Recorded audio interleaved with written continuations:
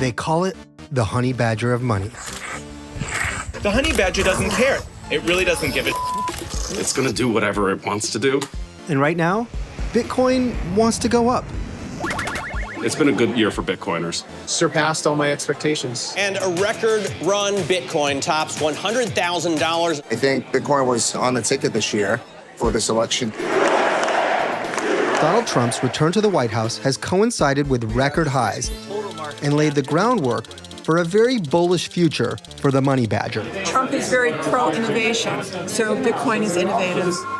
This is the first time a soon-to-be sitting president of the United States is coming in on a campaign explicitly supporting Bitcoin, digital assets, crypto more broadly. He himself has personally benefited from investments in crypto. But along with this mass adoption of a relatively new and notoriously volatile asset class comes risk for all stakeholders. All I'm saying is be prepared. So what happens when everyone from your grandmother to potentially the SEC buys into crypto, and even the President of the United States has skin in the game? Never sell your Bitcoin. There's obviously big risks with the president tied to the mast of this really volatile industry. Hey guys, just wanted to make a video to show my mining setup that I've got going currently. Bitcoin's 16 years of existence has been associated with exuberance, volatility, and at times illegality. Silk Road, the online black market where you could buy Coke or whatever, was shut down by the feds. The fact that Silk Road accepted cryptocurrency, and that's what it transacted in, really kind of sped along the adoption of Bitcoin.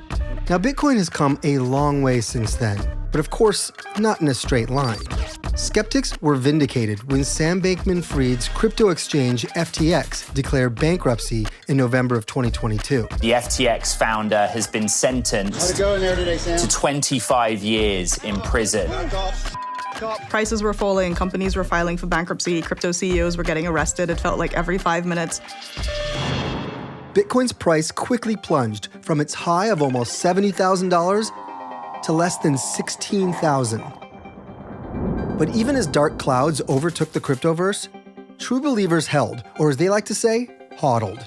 Hold on for dear life. Bitcoin steadily regained traction, culminating with the arrival of spot Bitcoin exchange-traded funds in January of 2024. The ETFs put it in a safer space for a lot of investors. You can buy it through your Schwab account or your E-Trade account, or Fidelity is the sponsor, BlackRock is the sponsor of another ETF. And they have been enormously popular. As of December 2024, the institutional asset managers who manage these exchange-traded funds had about 1 million Bitcoin worth of these types of products. Enter Donald Trump. Hello, Bitcoiners. Thank you very much. Hello, it's good to be with you. Now, Donald Trump has not always been a believer. Trump's views on crypto have definitely evolved over time. Bitcoin, it just seems like a scam.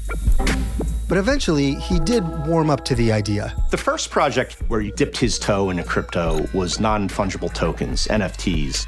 These NFTs were almost like many of the memes you see of Donald Trump. One of Trump's associated companies disclosed that it had made more than $11 million in a short amount of time from the sale of NFTs. And next thing you know, he's taking donations in crypto. And, you can almost imagine the light bulb going off in Trump's head. This afternoon, I'm laying out my plan to ensure that the United States will be the crypto capital of the planet. With his now famous headlining of the Nashville Bitcoin Conference, the bromance was cemented. 2 months later, he launched his own cryptocurrency project. He's selling tokens to that project in which he's collecting millions from that. That, in addition to his NFT sales, are really providing a pretty decent revenue stream. In parallel, there emerged this giant super PAC, political action committee called Fair Shake. And they were funded by Coinbase and Ripple and some of the biggest companies in the industry. The U.S. has got to get clear rules. And the only way that's going to happen is if we elect representatives that actually represent our values. He raised about $135 million for the campaign and spent money on about 50-some congressional races, House races, Senate races. While Fair Shake focused mostly on down-ticket races, Trump seized the opportunity to align his anti-establishment ethos with big tech crypto evangelists like Elon Musk to help capture the votes of this untapped constituency.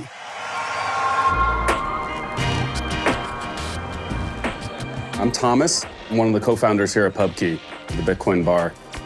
This is a community home where Bitcoiners can come and connect and talk to each other, a place that people can go when things are going really well, and when, they need a beer to cry in.